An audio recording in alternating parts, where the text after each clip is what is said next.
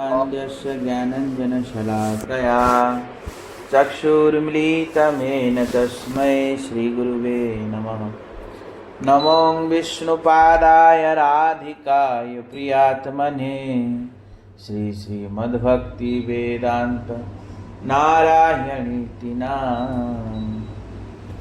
श्रीकृष्ण चैतन्य प्रभु नित्यानंद श्री अद्वैत गदाधर शिवासादि गौर भक्त वृंद।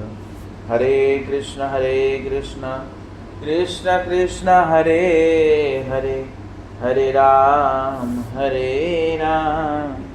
राम राम हरे हरे। मैं सर्वप्रथम अपने गुरुपाद पद्म परमारधतम नित्रिला प्रविष्टम ओम विष्णुपाद अष्टोत्तरशत श्रीमद्भक्ति वेदांत नारायण गोस्वामी महाराज जी के चरण कमल में आनंद करी दंडवत अर्पण करता हूँ तथा राधा विनोद बिहारी जी के चरण में आनंद करी दंडवत अर्पण।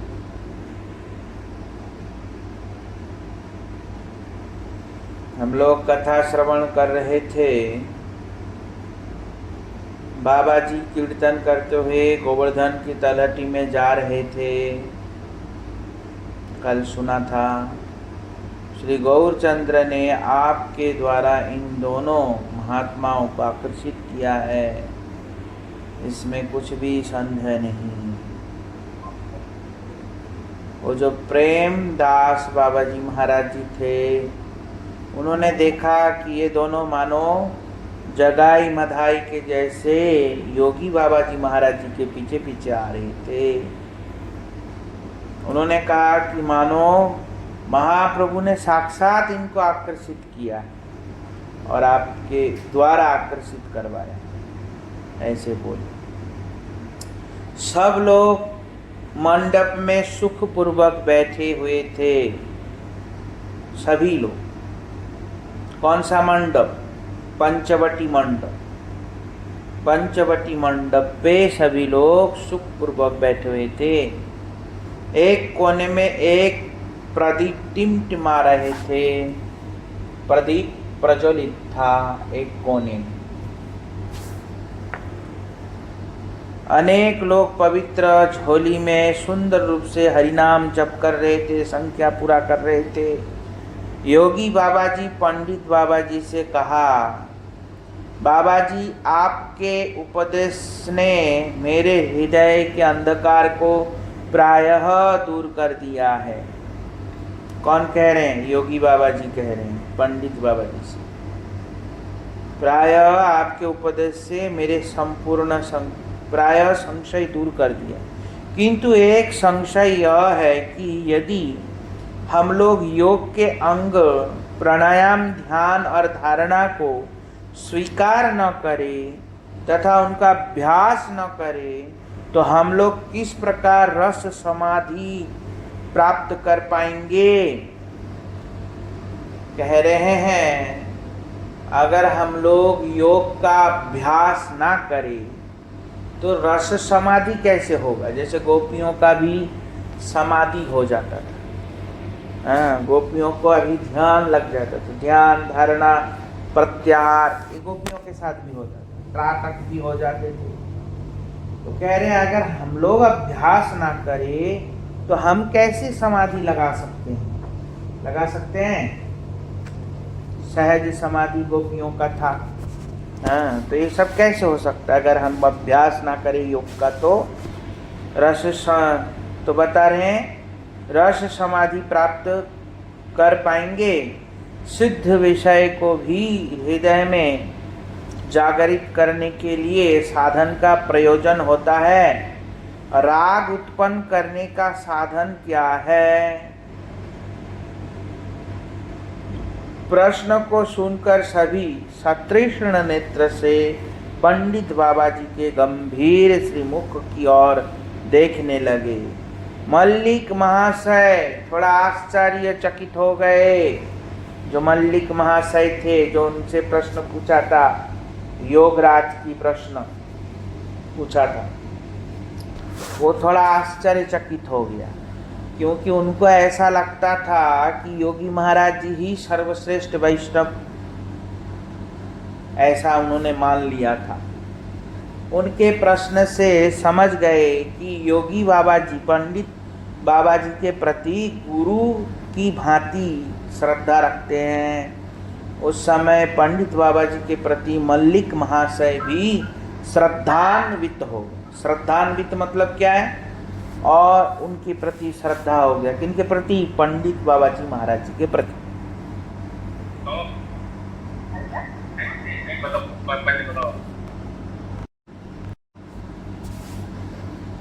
तो पंडित बाबा जी कहने लगे, बद्ध जीव आत्मा के लिए उसका स्वधर्म रूप विशुद्ध वैकुंठ राग कुछ दुस्साध्य अर्थात कष्ट साध्य है। बद्ध जीव का स्वधर्म रूप क्या है? बोलते विशुद्ध वैकुंठ राग, मतलब वैकुंठ गमन ही बद्ध जीव का क्या है? स्वधर्म है। किंतु वो दुस्साध्य है या कष्ट साध्य है। विशुद्ध वैकुंठ राग ही विकृत होकर जड़ीय विषय राग के रूप में परिवर्तित हुआ है।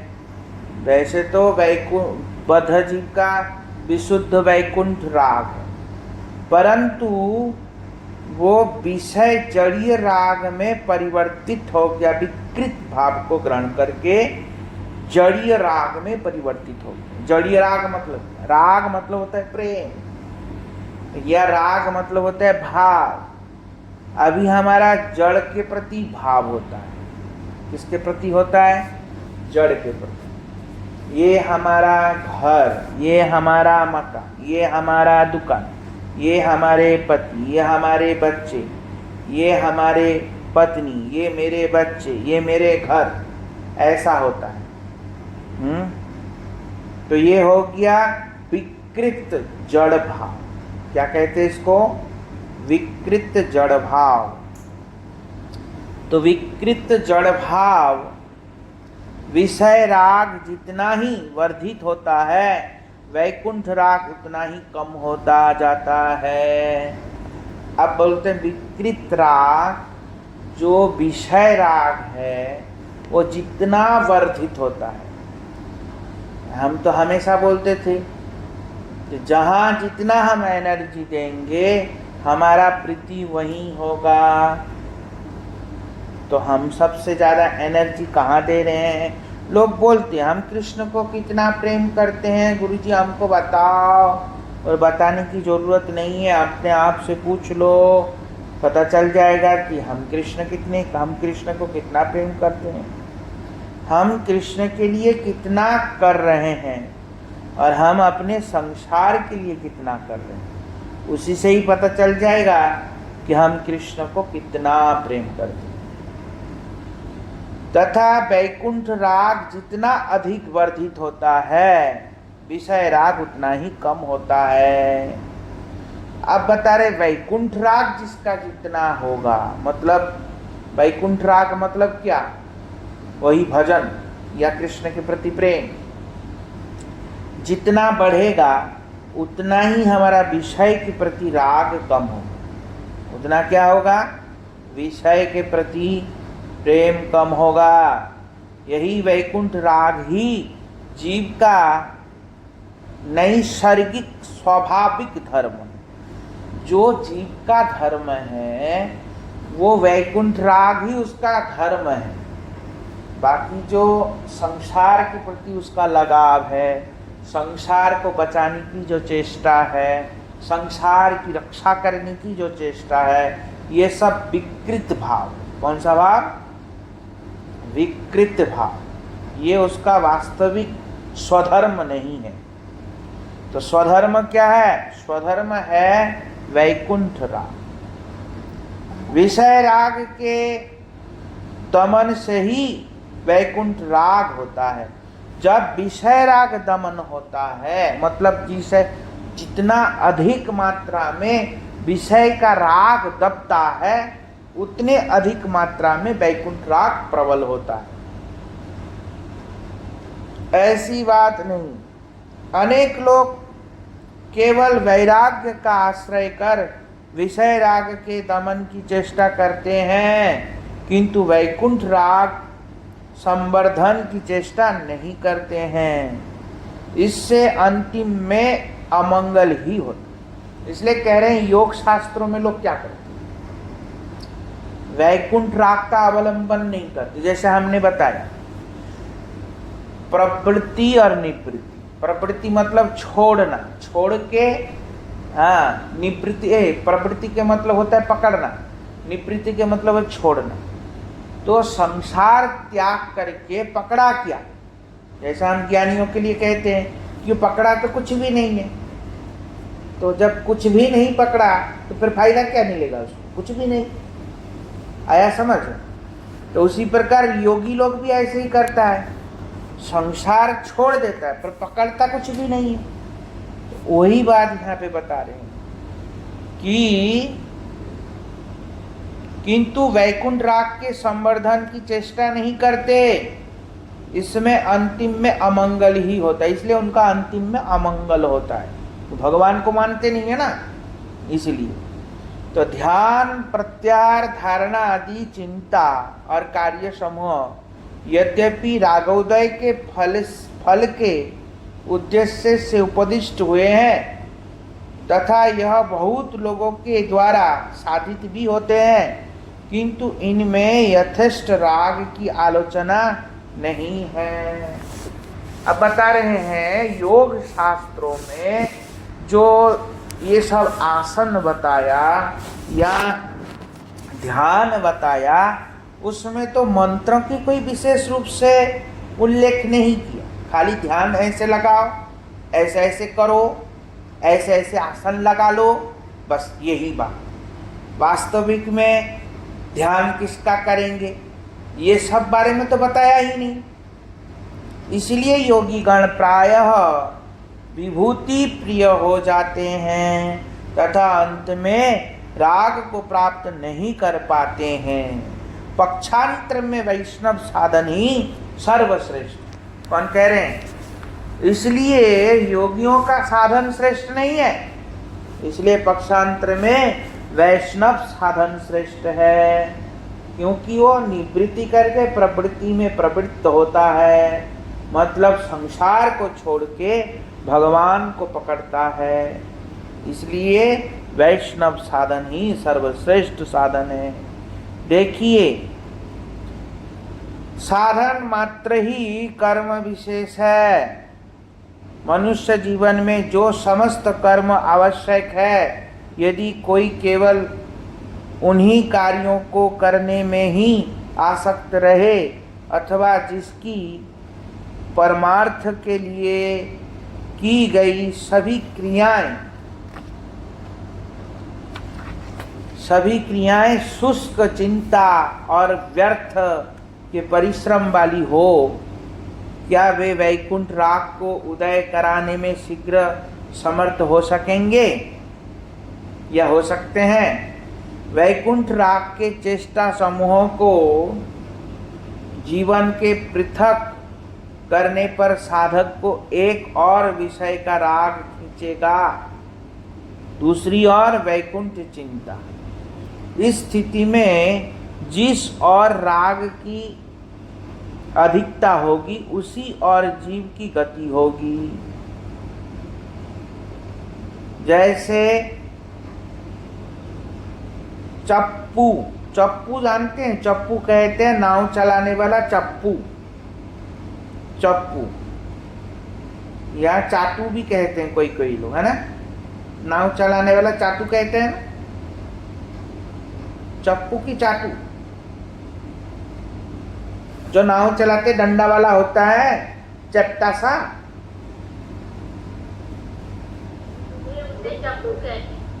चक्कू। आपने बोला ना चप्पू, वही कहते हैं। कोई कोई चट्टू भी बोलते हैं ना, चट्टा कहते हैं।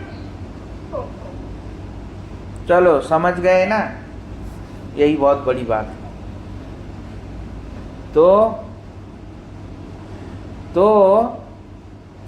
वो चप्पू लोग चलाते हैं दूसरे किनारे पहुंचने के लिए।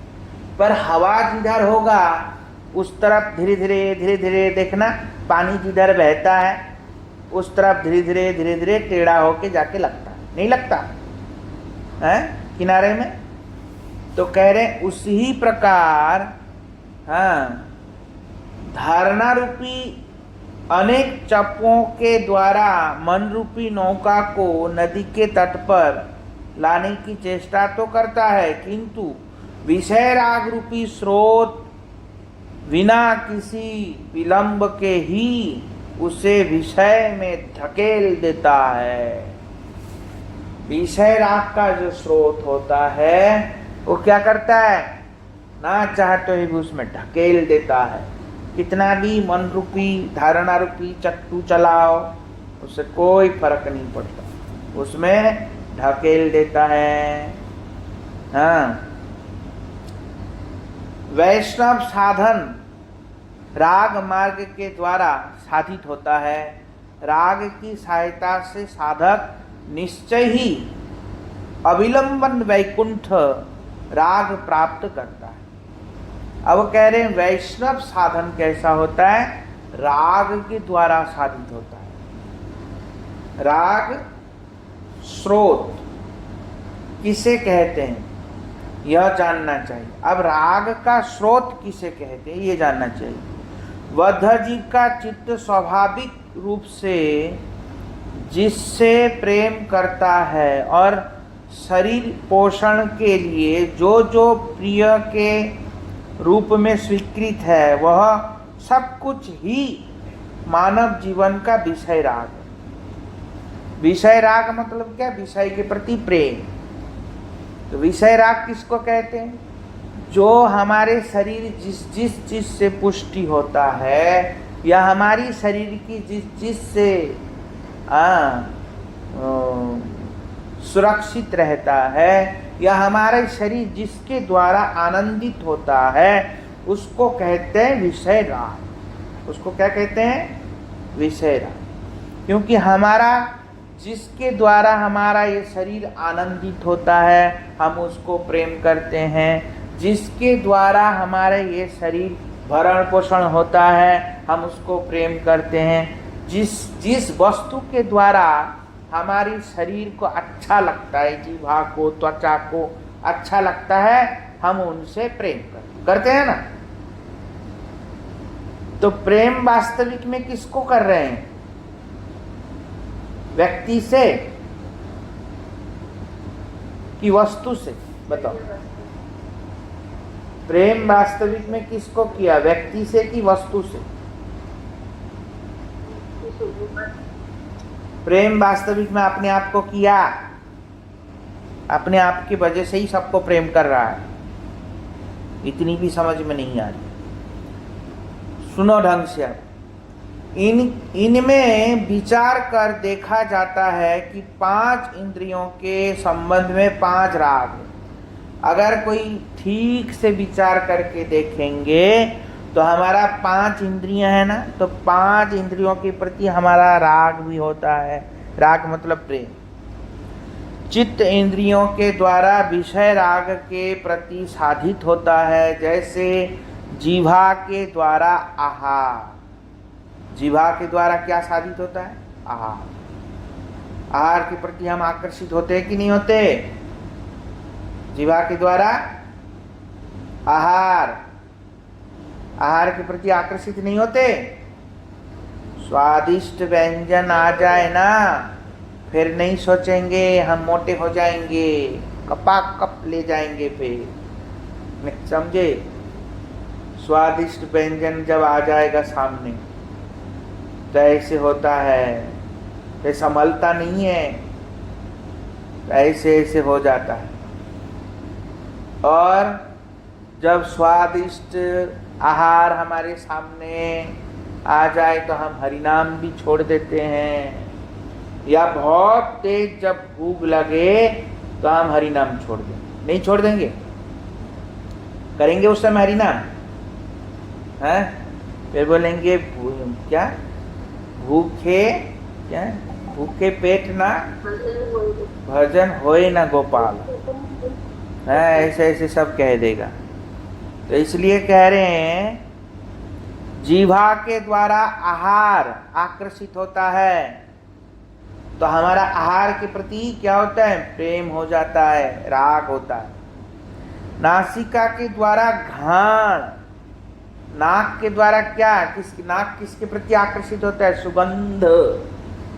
हमारा नाक सुगंध सूंघ के उसके तरफ भागने लगता है। समझ में आया? नाक क्या करता है? सुगंध सूंघ के भागने लगता है। घ्राण। कान के द्वारा श्रवण, कान के द्वारा क्या होता है? श्रवण के प्रति भागता है। सुंदर गीत, वाद्य, राग रागिनी बहुत अच्छा लगता है सुनने में। और त्वचा के द्वारा स्पर्श, त्वचा के द्वारा स्पर्श सुख करने की इच्छा होता है। हाँ। और चक्षु के द्वारा दर्शन, सुंदर सुंदर चीजों का देख के उपभोग करने की इच्छा नहीं होता। घूमने, घूमने कौन जाता है? आंख जाता है। कौन जाता है? आज लोग दुनिया में कितने घूमते हैं? घूमते नहीं है? तो घूमने कौन जाता है? आंख जाता है ना। और आंख जाता है तो मन भी खुशी हो जाता है, शरीर थक के भी खुशी होता है। क्यों होता है? क्योंकि आंख को अच्छा लगता है, इसलिए हम थक के भी खुशी होते नहीं होते हैं?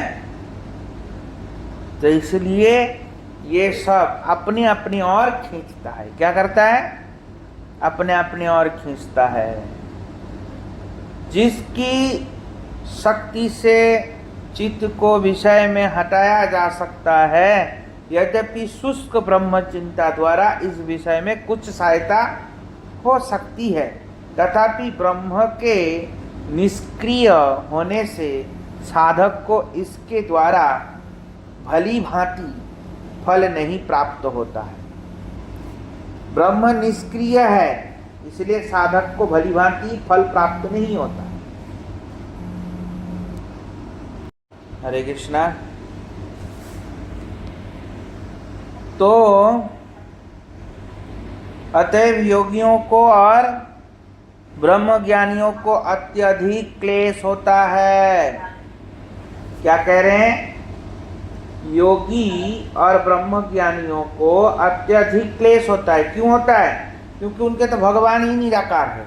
किसका ध्यान करेंगे? किसको कैसे करेगा? विषय से कैसे हटा सकता है? नहीं हटा पाता। इसलिए भक्ति मार्ग में क्लेश नहीं है। कृष्ण भक्त का जीवन ब्रह्म से पृथक नहीं है। इसलिए कह रहे कृष्ण भक्त का जीवन ब्रह्म से पृथक नहीं है। विषय राग और वैकुंठ राग इस साधन में पृथक नहीं है। मन चक्षु के द्वारा विषय दर्शन करना चाहता है। मन क्या करता है? चक्षु के द्वारा विषय मतलब सुंदर चीज को देखना चाहता है। मन तो विषय को देखना चाहता है चक्षु के द्वारा। मन और चक्षु के द्वारा विषय दर्शन करना चाहता है। तो उत्तम श्री मूर्ति का अनिर्वाचनीय सुंदर दर्शन करे। अगर मन को सुंदर चीज देखने की इच्छा हो रही है तो भगवान के सुंदर बाकी छटा दर्शन करो। कृष्ण कितने सुंदर है, उनका स्वरूप कितना सुंदर है, कितने आकर्षण है। तो उनके ये बाकी छटा को देखने की चेष्टा करनी चाहिए। अगर आँख कुछ देखने की मांग रहा है, तो घूमने की इच्छा कर रहा है, तो भगवान के दिव्य धामों की दर्शन करो। हैं? घूमने की इच्छा करता है ना, आँख कहता है चलो उधर घूम के आते, इधर घूम के आते हैं। तो इसलिए क्या करना चाहिए? तो भगवान के दिव्य धामों के दर्शन करे। ऐसे वहाँ विषय भोग और ब्रह्म संभोग एक ही कार्य है। वहाँ एक तो विषय भोग हो गया, दूसरा हमारा भगवान के साथ रिलेटेड हो गया, वो भी भोग हो गया। समझ में आया? एक तो हमको देखने की इच्छा थी, तो हमने क्या कर लिया, भगवान का सुंदर रूप का दर्शन किया। तो भगवान के आगे सब रूप फीके हैं, सब रूप फीके हैं। भगवान श्री कृष्ण का जैसा रूप है, ऐसे रूप के आगे सारा रूप फीका है कि नहीं है? फीका है ना। तो वो रूप देख लिया। दूसरा, घूमने की इच्छा किया तो भगवत तीर्थ इत्यादि का दर्शन किया। बताओ, लोग दुनिया में कहाँ कहाँ मरने घूमने जाते हैं?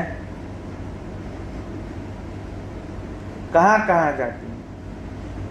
हम जो ब्रज में स्थान दर्शन किया, वो कितना सुंदर और कितना आकर्षित था कि नहीं था?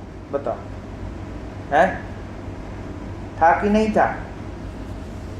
मुझे तो ऐसा लगता था कि इन पेड़ों को किसी ने नक्काशी किया है, ऐसा लगता था। पेड़ इतने आकर्षित लगते थे मुझे, पता नहीं क्यों। मैंने ऐसे पेड़ देखा ही नहीं। जो हम ब्रज में पेड़ देखे, क्या वो ऐसा पेड़ आपने कहीं देखा? कहीं देखा? बताओ, देखा? कहीं भी देखने के लिए नहीं मिलता ऐसा जंगल, ऐसा पेड़। मैंने तो ऐसे पेड़ देखा ही नहीं। ऐसा लगता है मानो पेड़ों को किसी ने नक्काशी किया, ऐसा लगता है। इतना सुंदर सुंदर पेड़। तो कहने की तात्पर्य क्या है? उससे हमारा विषय भी होता है और उससे ब्रह्म दर्शन भी होता है, मतलब भगवत दर्शन भी होता है। एक ही कार्य है पर फल अलग है। समझ में आया? श्रवण करना चाहते हैं तो कृष्ण गुणगान और कृष्ण कथा श्रवण करे। अगर किसी को श्रवण करने की इच्छा है तो कृष्ण के सुंदर सुंदर भजन, कृष्ण के सुंदर सुंदर कथा, उनको श्रवण करो। उपादेय द्रव्य आहार करना चाहते हैं तो क्या करना चाहिए? भगवान को सुस्वादुष्ट द्रव्य भोग अर्पण करके महाप्रसाद के रूप में उसको पाना चाहिए।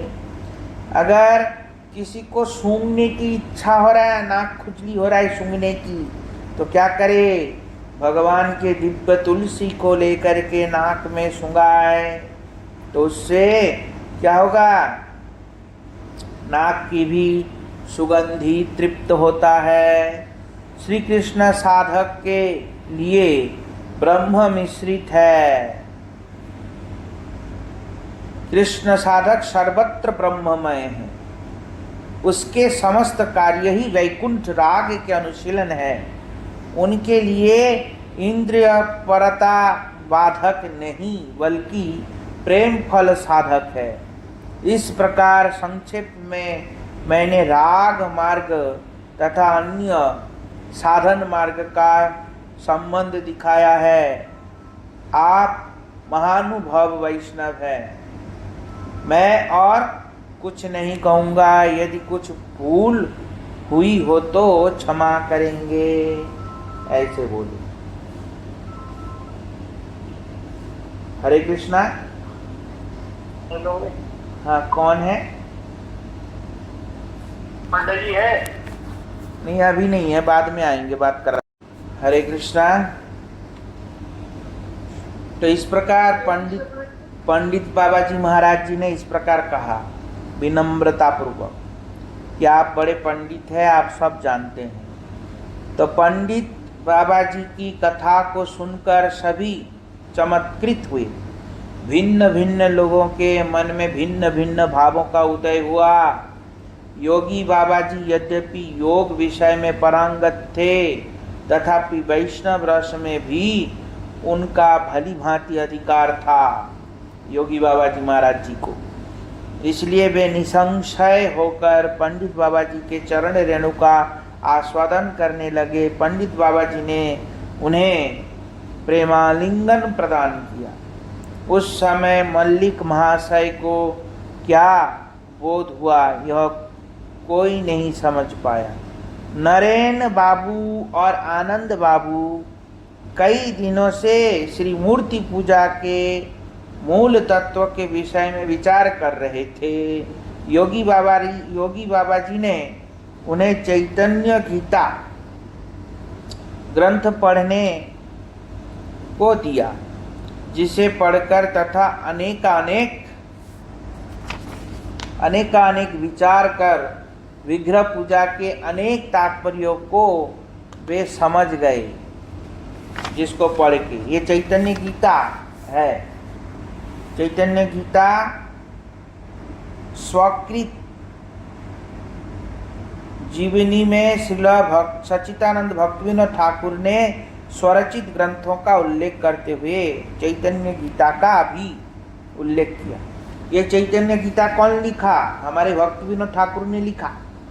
कौन लिखा?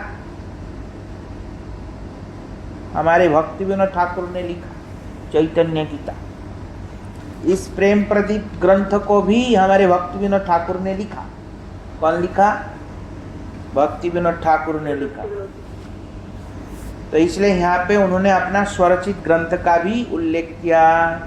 विचार कर विग्रह पूजा के अनेक तात्पर्यों को वे समझ गए, फिर भी मूर्ति पूजा के प्रति श्रद्धा नहीं हुई। पंडित बाबा जी के गंभीर प्रेम मार्ग उपदेशों को श्रवण कर परस्पर कहने लगे, हाय, हम लोग केवल विदेशी विद्या के प्रति मुग्ध हैं। अपने देश में कैसे कैसे अमूल्य रत्न है यह नहीं जानते थे। कौन कह रहे हैं? नरेन बाबू ने कहा, आनंद बाबू, तब राम मोहन राय ने क्या सोचकर श्री विग्रह तत्व की अवहेलना की है? मालूम होता है कि इस विषय में उन्हें कुछ भ्रम हुआ था। कौन कह रहे हैं? नरेन बाबू ने कहा ऐसा। कौन कहा? आनंद बाबू से नरेन बाबू ने कहा, हो सकता है हमारे जो राम मोहन राय उनके गुरु थे ना पहले का, वो तो उन्होंने जो कुछ सोचा बूझा होगा वो सब भ्रम हो सकता है, भ्रम हुआ था। राजा राय मोहन राय को भ्रम ऐसा कहने से भी डर लगता है। जिन राम मोहन राय की कथा से हम आज तक व्यास, नारद आदि को भी भ्रमांतिक मानते आए हैं। क्या कह रहे हैं? जिन राम मोहन को मान के या उनकी कथा सुन के हम किस को भ्रामिक मानते हैं? बोलते व्यास, नारद, सुखदेव इत्यादि को हम भ्रमयुक्त मानते हैं। आज किस मुख से उन्हें भ्रांत कहूँ? आज मैं उन राम मोहन को किस मुख से भ्रांत कहूँ? आनंद बाबू ने कहा, भय क्यों? सत्य के लिए हम लोग राम मोहन को या राम मोहन राय को त्याग भी कर सकते हैं। कौन कहा ये? आनंद बाबू ने कहा। नरेन बाबू ने ऐसा कहा कि हो सकता है उनके अंदर भ्रम होगा और हमको डर भी लगता है बोलने में। और ये आनंद बाबू ने कहा, डर की क्या बात है? अगर सत्य हो तो हम उनका परित्याग भी कर सकते हैं। ऐसा बहुत रात हो गई थी। योगी बाबा जी अपने तीनों साथियों को लेकर अपने आश्रम लौट आए और रास्ते में यह गान करते करते चारों कुंज में प्रवेश किया और कुंज में पहुंचे, अपने कुंज में पहुंचे। कौन गान करते करते? कैन आर कर द्वेष विदेशी जन भजने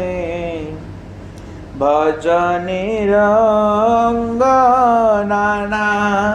नाना देशे नाना जने केह मुक्त कछे भजे केह हाटू गाड़ी पूजे, केह बानयने मुदी, थाके ब्रह्म आराधने, केहो योगा जने पूजे, केह संकीर्तने मजे, सकले मिछे सेई एकमात्र कृष्ण धने, अतएव भ्रातृ भावे थाक सबे समुद्भावे, हरि भक्ति साध सदा ए जीवने बामरणे।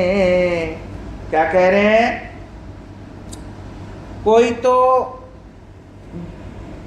हाँ केन आर कर द्वेष विदेशी जन भजने, भजनेर अंग नाना नाना देशे नाना नाना जन। हम क्यों विदेशी लोगों को हिंसा कर रहे हैं? द्वेष करने से कुछ नहीं मिले। अब कह रहे हैं भजन का जो अंग है, जैसा जैसा देश है उसी के अनुसार उसका भजन है।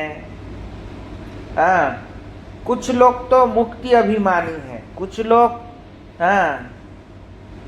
ब्रह्म अभिमानी हैं, कुछ लोग आंख बंद करके भजन करते हैं, कुछ लोग मुंह गाड़ के भजन करते हैं,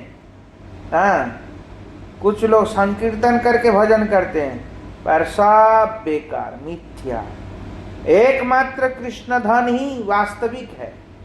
वास्तविक क्या है? वो तो एकमात्र कृष्ण धन।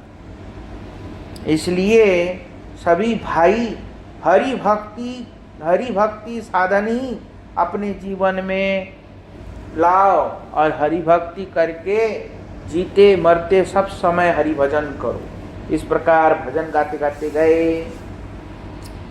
गाने के समय आनंद बाबू और नरेन बाबू कृष्ण धने बोलने से लज्जा बोध कर भगवाने बोला।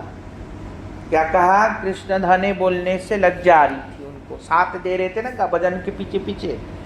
तो जहाँ कृष्ण धने आया वहाँ भगवाने करके वहाँ किया, व्यवहार किया ऐसे करके। योगी बाबा जी ने बात को उसी समय लक्ष्य किया, किंतु उस रात कुछ नहीं कहा, जबकि योगी महाराज जी समझ गए थे कि ये लोग कृष्ण धन नहीं बोल रहा है, भगवान कह रहे। फिर भी उन्होंने कुछ नहीं कहा उस रात को। नरेन बाबू और आनंद बाबू एक ही कुटिया में सोए, किंतु विभिन्न चिंताओं के कारण उन्हें बहुत देर तक नींद नहीं आई।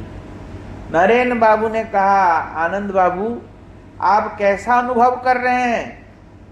हम लोग चिरकाल से यही जानते थे कि वैष्णव धर्म नितांत हेय है। हेय मतलब निकृष्ट है। अनेक लंपट लोग, लंपट चूड़ामणि श्री कृष्ण को देवता मानते हैं। हम लोग तो ऐसा सुना। वास्तविक में अनेक लंपट लोग और लंपट चूड़ामणि कृष्ण को देवता मानते हैं। हमने तो ऐसे सुना था। हैं? क्या? लंपट चूड़ामणि को कृष्ण मानते हैं। उस दिन भी रेवरेंड चार्ड साहब ने इस विषय में एक सुदीर्घ हृदयग्राही वक्तृता दी थी। हम लोगों के प्रधान आचार्य महोदय ने भी बहुत बार हम लोगों को कृष्ण के विषय में विशेष सतर्क किया कि उन्होंने एक दिन यह भी कहा था कि वैष्णव लोग भक्ति करके चिल्लाते रहते हैं, किंतु स्त्री पुरुष के लामपट्य को ही वे भक्ति कहते हैं। क्या कह रहे हैं? वैष्णव लोग भक्ति करके चिल्लाता रहते हैं, पर स्त्री पुरुष के लामपट्य को ही वे लोग भक्ति कहते हैं। भक्ति का नाम जो एक विशेष वृत्ति है, वे उसका कुछ भी अनुसंधान नहीं करते, किंतु हम वैष्णवों की जिन भाव भंगिमाओं को देख रहे हैं एवं हमें जो तत्व गर्भ उपदेश श्रवण किए हैं, उससे हम लोगों को अर्थात वैष्णवों के प्रति मेरी उतनी अश्रद्धा नहीं है। अब कह रहे हैं जैसे हमने गलत गलत सब सुन रखा था, अब जब सामने आमने सामने वैष्णवों के दर्शन कर रहे हैं तो इससे ये लगता है कि वास्तविक में हमने सही नहीं सुना था, लगता है गलत था। हमारा तो वैष्णव के प्रति क्या हो रहा है, वो तो श्रद्धा उत्पन्न हो रहा है। हाँ, आनंद बाबू ने कहा न जाने किस कारण से वैष्णवों के प्रति मुझ में भी विशेष श्रद्धा हुई है। नरेंद्र बाबू ने पहले कहा और आनंद बाबू ने बाद में भी कहा, वो तो हमको भी न जाने किस विषय में। और पंडित बाबा जी की कैसे पवित्र पुरुष है, पंडित बाबा जी कैसे पवित्र पुरुष है, उनको देखने से ईश्वर की शक्ति उदित होती है। उनको देखने से ही ऐसा लगता है कि हमारे अंदर ईश्वर की शक्ति उदित हो रहा है क्या, उनको देखने से ही ऐसा लगता है। उनकी वाणी अमृत स्वरूप है, उनकी नम्रता सर्वदा अनुकरणीय है, उनके पांडित्य की सीमा नहीं है। देखिए योगी बाबा जी योग शास्त्र में कितने पारदर्शी और पंडित है, तथापि उन्होंने पंडित बाबा जी के निकट कितनी ही शिक्षाएं ग्रहण की है। कौन कह रहे हैं? नरेंद्र बाबू और आनंद बाबू आपस में चर्चा कर। तब भी देखो पंडित बाबा जी के प्रति कितनी शिक्षा ग्रहण किया उन्होंने। नरेंद्र बाबू ने कहा पंडित बाबा जी की वक्तृता से मैंने एक अपूर्व बात ग्रहण की है। वैष्णव लोग जो श्री विग्रह की पूजा करते हैं वह ईश्वर से भिन्न कोई पुतली का बुद्ध नहीं है, बल्कि ईश्वर भक्ति के उद्दीपक का उदाहरण मात्र है। बोलते पंडित बाबा जी के मुखारविंद से कथा श्रवण करके हमने ये समझा कि वैष्णव लोग जो मूर्ति पूजा करते हैं वो कोई बुद्ध पूजा नहीं। बुद्ध मतलब क्या है? पुतला। बुद्ध किसको कहते हैं? पुतला। कोई पुतले का पूजा नहीं करते। हाँ, हमने देखा ईश्वर भक्ति के उद्दीपक का उदाहरण मात्र है, वो वास्तविक में ईश्वर भक्ति के उद्दीपक मात्र है। किंतु मेरा संशय यह है कि ईश्वर भाव को उस प्रकार निर्दर्शन द्वारा लक्ष्य करना उचित है या नहीं। ईश्वर सर्वव्यापी भूमा पुरुष है, उन्हें देश काल के भाव में वशीभूत कर उनका आकार स्थापित करने से उनके गौरव को तुच्छ करना होता है या नहीं। और भी एक वस्तु है, अन्य वस्तु की कल्पना करना क्या बुद्धिमानों का कार्य है? जैसे कोई विशेष वस्तु है, उस वस्तु के अलावा किसी और वस्तु की कल्पना कर लेना, ये भी तो बुद्धिमानी नहीं है। भगवान सर्वव्यापक है, सर्वशक्तिमान है, और उनको एक आकार में ढाल दिया, एक छोटा सा आकार बना के, छोटा सा मूर्ति बना के उसकी पूजा करना, ये भी तो ठीक नहीं। ऐसे ऐसे वो लोग आपस में तर्क वितर्क कर रहे आपस में। आनंद बाबू ने कहा इस विषय में थोड़ा अधिक समझा था। वे बोले नरेंद्र बाबू मैं और इस प्रकार का संदेह नहीं करना चाहता हूँ। परमेश्वर अद्वितीय पुरुष है, उनके समान या उनसे बढ़कर कोई नहीं है। सभी उनके अधीन है, ऐसा कुछ भी नहीं है जो उनकी हानि कर सके। उनके प्रति भक्ति मार्जन करने के लिए जो कुछ कार्य किया जाए वे हृदय की निष्ठा लक्ष्य कर उसका फल दान करते हैं। विशेषतः समस्त निराकार तत्व का ही निर्दर्शन लक्षित, समस्त निराकार तत्व का ही निर्दर्शन लक्षित स्थापित होता है।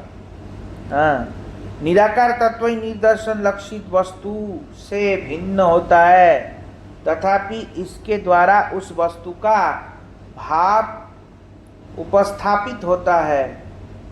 जब घड़ी के द्वारा निराकार काल प्रबंध द्वारा अति सूक्ष्म ज्ञान एवं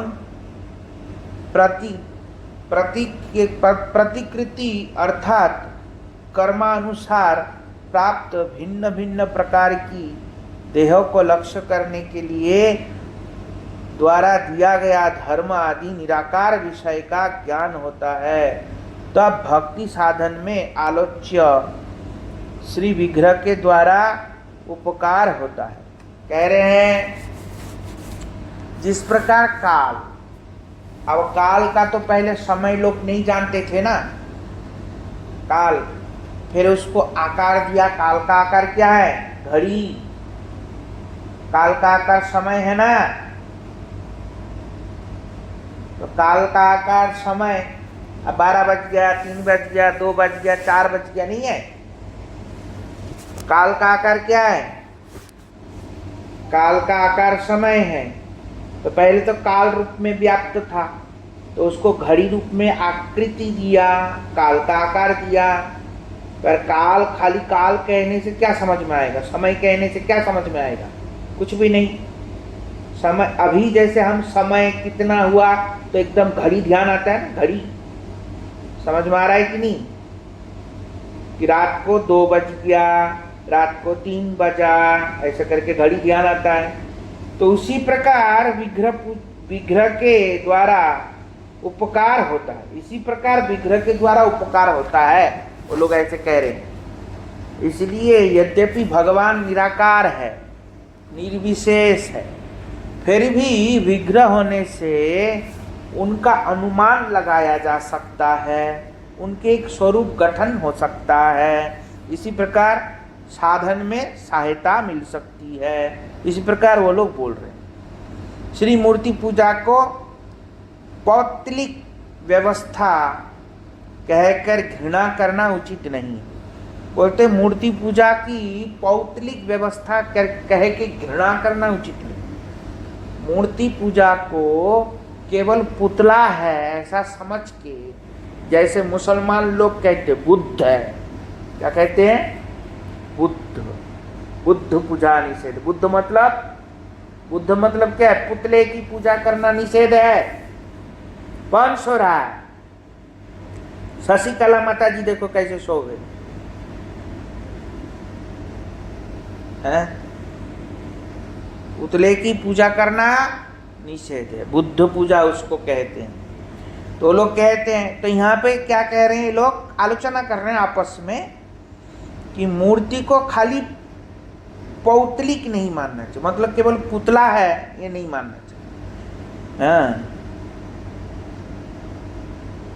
पौतलिक व्यवस्था कहे कि घृणा करना उचित नहीं है। लगता है कि बल्कि विषय विवेचना के लिए निर्दर्शन का विशेष आदर किया जा सकता है। यदि घड़ी और पुस्तक को यत्नपूर्वक रखा जाता है तो ईश्वर भावोद्दीपक श्री विग्रह को पूजा करने का क्या दोष है?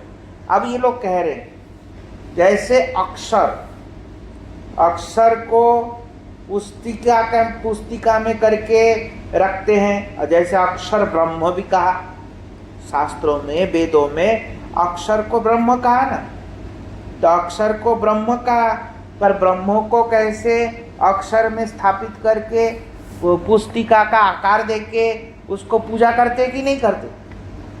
पुस्तिका का आकार देके पूजा करते हैं ना अक्षर ब्रह्म को। मतलब वेद का जैसे भागवत की हम लोग ग्रंथ की पूजा करते हैं, ऐसे ही मुसलमान लोग अपनी कुरान की पूजा करते हैं, ऐसे ही सिख लोग अपने क्या नाम है सिख गुरु नानक ग्रंथ का पूजा करते हैं, ऐसे हम लोग भागवत ग्रंथ की भी पूजा करते हैं। तो उसी को कह रहे हैं। क्यों करते हैं? क्योंकि अक्षर को ब्रह्म माना जाता है, इसलिए करते हैं। तो जब कह रहे अक्षर को पुस्तिका के आकृति में बांध के उसकी जब पूजा की जा सकती है, समय को काल को घड़ी रूप में आकृति दे करके उसकी जब आराधना की जा सकती है, तो फिर भगवान किसी विग्रह को विग्रह के रूप में प्रकटित करके उसकी पूजा क्यों नहीं की जा सकती है? उसमें तो कोई दोष नहीं है, ऐसे कह रहे। समझ में आया? उसकी पूजा क्यों नहीं की जा सकती? ईश्वर,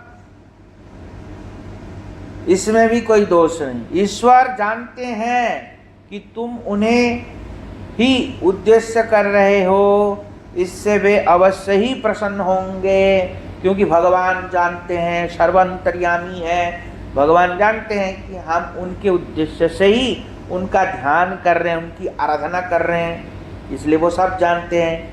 नरेंद्र बाबू और आनंद बाबू ने यह समझा था कि बाबा जी एवं मल्लिक महाशय सो रहे हैं, इसलिए वे लोग स्पष्ट रूप से इन सब विषयों का आलोचना कर रहे थे।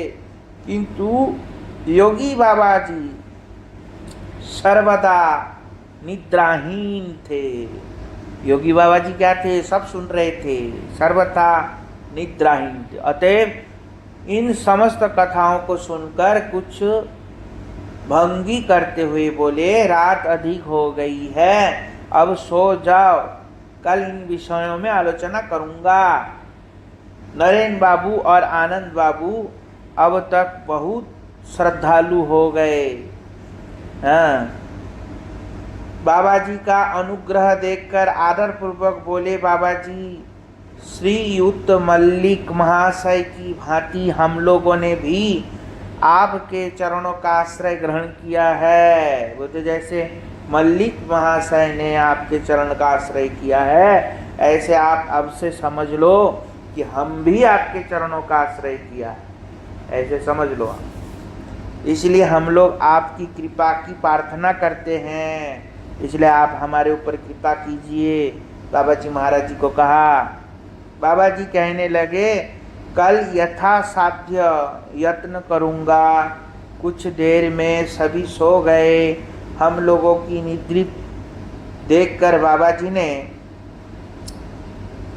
किन किन योगियों का साधन किया, यह वे लोग नहीं कह पाए। प्रातः काल उठकर, क्योंकि बाबा जी रात में फिर साधन क्रिया किया था, प्रातः काल उठकर सभी लोग प्रातःकाल क्रिया से निवृत्त होकर पंचवटी के नीचे बैठे। मल्लिक महाशय के द्वारा राजयोग के विषय में जिज्ञासा करने पर योगी बाबा जी महाराज कहने लगे, समाधि के राजयोग का मूल अंग है समाधि। राजयोग का मूल अंग क्या है? समाधि। समाधि प्राप्त करने के लिए पहले यम, बाद में नियम, उसके बाद यम, नियम, आसन, प्राणायाम, प्रत्याहार, ध्यान, धारणा, इन अंगों का साधन करना पड़ता है। राजयोग करने के लिए इन अंगों का साधन करना पड़ता है। यदि साधक सच्चरित्र, धार्मिक और सूचिमान हो तो प्रारंभ में ही आसन का अभ्यास करेंगे। यदि उसके चरित्र में दोष रहे अथवा मलच्छ मतलब मुसलमान इत्यादि हो, आदि के अपवित्र व्यवहार को उसके स्वभाव में देखा जाए, तो यम और नियम का नितांत प्रयोजन हो जाता है। पतंजल दर्शन ही योग शास्त्र है। जो पतंजल दर्शन है, पतंजलि, वही वास्तविक में योग शास्त्र है। पतंजलि का अवलंबन कर राजयोग की व्याख्या करूंगा। पतंजलि में कहा है, यम नियम आसन प्राणायाम प्रत्याहार धारणा ध्यान समाधयो अष्ट अंगनी। क्या कह रहे हैं? योग के 8 अंग है। योग के कितने अंग है? 8। यम, नियम, आसन, प्राणायाम, प्रत्याहार, धारणा, ध्यान, समाधि। ये योग के 8 अंग हैं। योगी राज होने का 8 अंग है। और इसमें नियम क्या है बता रहे हैं। यम अहिंसा सत्य, अहिंसा सत्यस्तेय ब्रह्मचार्य परिहार्य यमाः। इसमें 5 नियम है। अहिंसा, सत्य, अस्तेय, ब्रह्मचार्य और अपरिग्रह। ये इस प्रकार 5 नियम है। क्या है? 5 नियम है। जो हिंसा करते हैं वे हिंसा का परित्याग करेंगे। यत्न पूर्वक जीवों की हिंसा करना,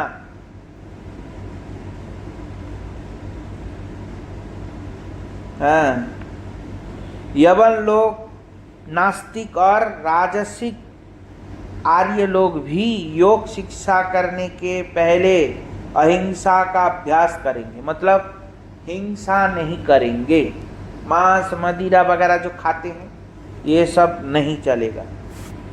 जो लोग योग सीखना चाहेगा। जो मिथ्यावादी है वे सत्य बोलने का प्रयास करेंगे। दूसरा, लिखा भी है, नहीं लिखा और उल्टा पुल्टा लिख लेना सब, और फिर उल्टा पुल्टा व्याख्या करना। यम, नियम, आसन, प्राणायाम, प्रत्याहार, धारणा, ध्यान, समाधि, ये सब राजयोग है। ये योग के 8 अंग है। हाँ, और इसका अहिंसा, सत्य, अस्तेय, ब्रह्मचर्य और अपरिग्रह, ये 5। पहले अहिंसा के बारे में बता दिया, मिथ्या। दूसरा, झूठ नहीं बोलना चाहिए, झूठ ना बोलने का अभ्यास करना चाहिए। तीसरा है, जो दूसरे का धन हरण करते हैं वे अस्तेय होते हैं। दूसरे का धन हरण करने का नाम अस्तेय, मतलब चोरी। चोरी नहीं करनी चाहिए। चौथा है, ब्रह्मचारी का पालन करना चाहिए। और 5वां है, दूसरे के धन की और आशा नहीं रखनी चाहिए। दूसरे के संपत्ति को देख के ललचाना नहीं चाहिए। 5वां समझ में आया? शौच, संतोष, तप, स्वाध्याय, ईश्वर में मनोनिवेश, ये 5 नियम है। पहले क्या बताया? यम। पहले क्या बताया? यम बताया। हाँ, पहले 5 यम बताया। क्या बताया? अब बता रहे नियम। कौन कौन सा? शौच, संतोष, तप, स्वाध्याय, ईश्वर में मनोनिवेश, ये 5 नियम है। ये क्या है? 5 नियम। शरीर को साफ सुथरा रखेंगे। संतुष्ट रहने का नाम है अभ्यास करेंगे। सभी प्रकार की चेष्टाओं को सहने का अभ्यास करेंगे। यदि बहुत पाप किए हो तो उसके लिए अनुताप की शिक्षा करेंगे। अनुताप मतलब पश्चाताप करने का शिक्षा लेंगे। वेद आदि का शास्त्रों का अध्ययन कर ज्ञान का अर्जन करेंगे। ईश्वर में मनोनिवेश करेंगे। ईश्वर में मनोनिवेश करेंगे। तो ये हो गया 5 क्या? 5 नियम। यम नियम बताया ना, यम नियम। पहले यम बता दिया, यम क्या है, अब बता दिया नियम। ठीक है, और बाकी की कथा कल सुनो है। समझ में आया? पहले क्या बताया?